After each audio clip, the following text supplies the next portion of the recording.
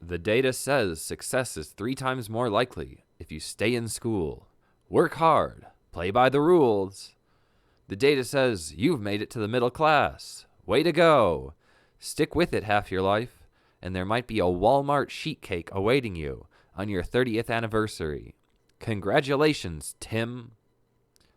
So what does the data say about the fantasies you have of sitting calmly in that swivel chair, closing your eyes, and meditating to the sound of the desperate screams of your coworker's agony as the office bursts into flames around you? The data says you'll be happiest with a wife and kids, and the data says your wife is unlikely to approve of your fantasy of being bound in leather and fed 15 consecutive loads of cum. But hey, you should probably continue repressing that fascination that's possessed you for the past 50 years. The data says you're being immature and selfish, refusing to grow up and accept it, like the rest of us. What the hell is wrong with you? Can't you tell how great it is to be like us? Isn't our correctness made apparent by the insistence of our conviction? The data says the process tested is 80% effective. You think you can do better with a new method? A foolish claim. There's no data to support that.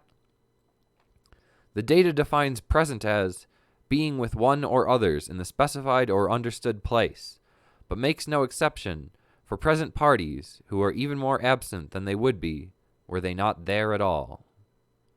The data collector assures us the data is accurate and couldn't possibly be swayed by his fear of losing funding and being unable to afford the online gambling addiction he developed to distract from the anxiety of the veiled threats he'd been receiving regarding a select few incriminating photos from the student who loved the way he ate her pussy, almost as much as she loves $10,000 in hush money.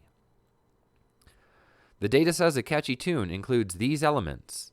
The data does not explain the brief shelf life of such tunes, while the epic musical voyages persist for generations. The data says you being exceptional is unlikely. The data said the same to the Wright brothers. Da Vinci, Galileo, Van Gogh, Beethoven, Shakespeare. The data suggested low rates of success in their respective fields. There's just a few things I'm unclear about. From where does the data say a great novel emerges? What can the data tell us about how to make them howl with laughter, how to keep them smiling, and telling the tales of fond remembrances you've brought to their lives? What says the data of adventure? From what statistical sequence does Odysseus emerge?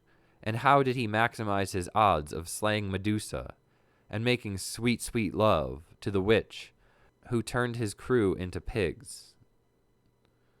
The art of seduction the data knows well. Eye contact is important with 86% of partners, but can also be intimidating with 92% of respondents. If eyelid expansion is greater than 54%, and most effective if 66% occurs by candlelight.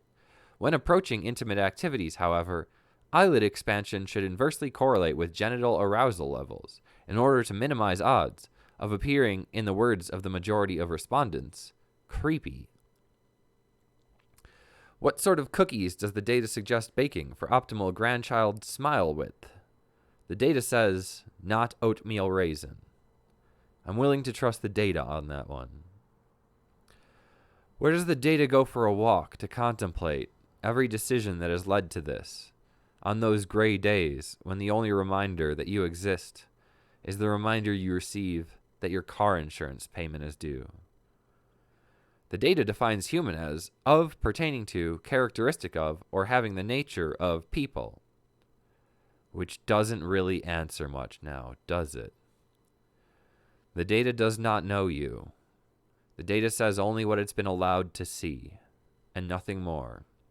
The rest, well, that's for the cowboys, the wizards, the heroes, the dancers, builders, philosophers, the astronauts, and the psychonauts. That's not for the data. That's for the people. That's for us to figure out.